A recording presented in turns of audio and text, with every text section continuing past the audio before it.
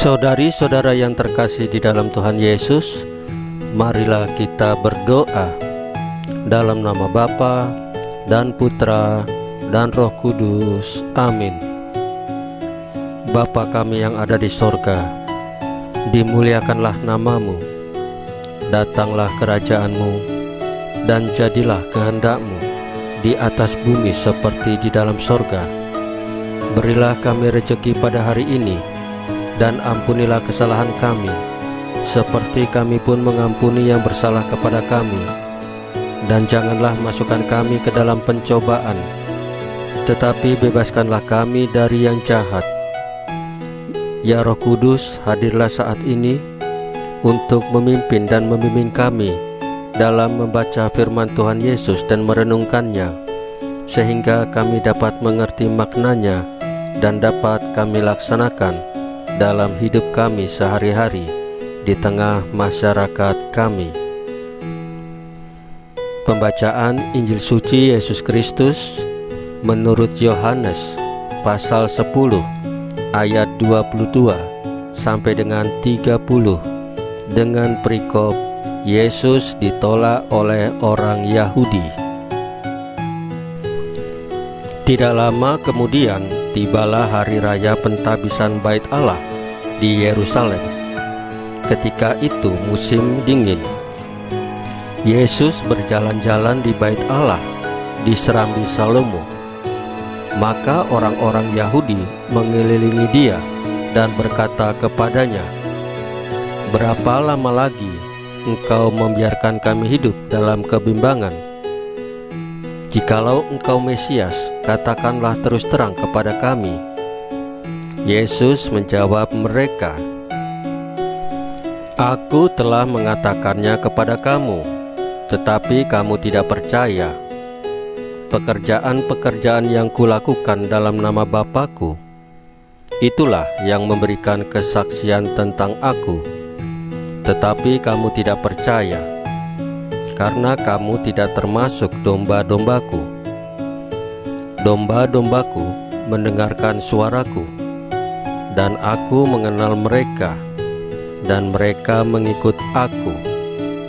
Dan Aku memberikan hidup yang kekal kepada mereka, dan mereka pasti tidak akan binasa sampai selama-lamanya, dan seorang pun tidak akan merebut mereka dari tanganku.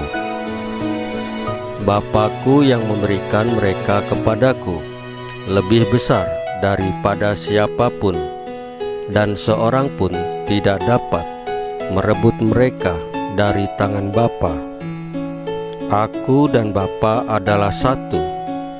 Demikianlah sabda Tuhan. Terpujilah Kristus. Saudari-saudara yang terkasih di dalam Tuhan Yesus, ketidakpercayaan orang Yahudi terhadap Yesus membuat mereka sendiri bimbang.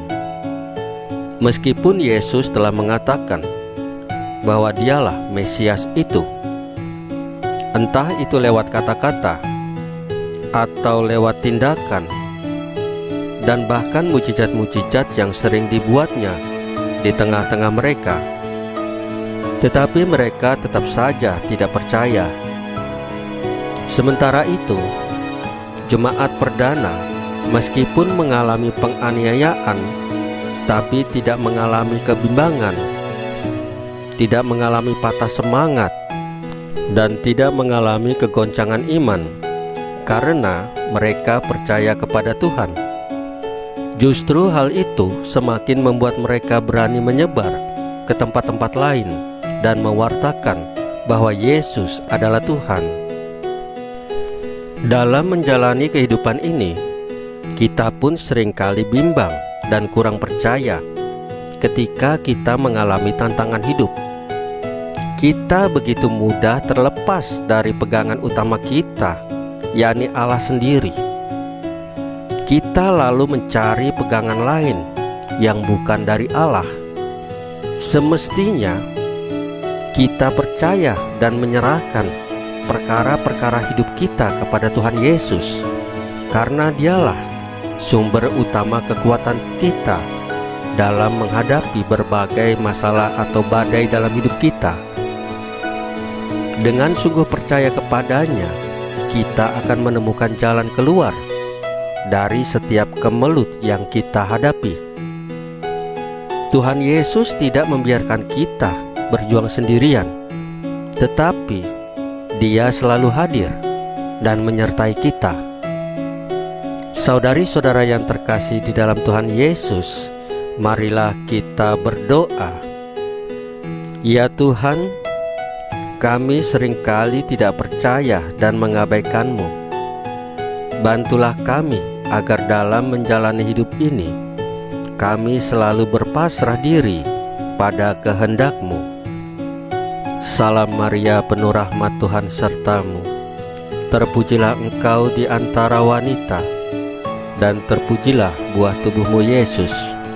Santa Maria Bunda Allah, doakanlah kami yang berdosa ini, sekarang dan waktu kami mati.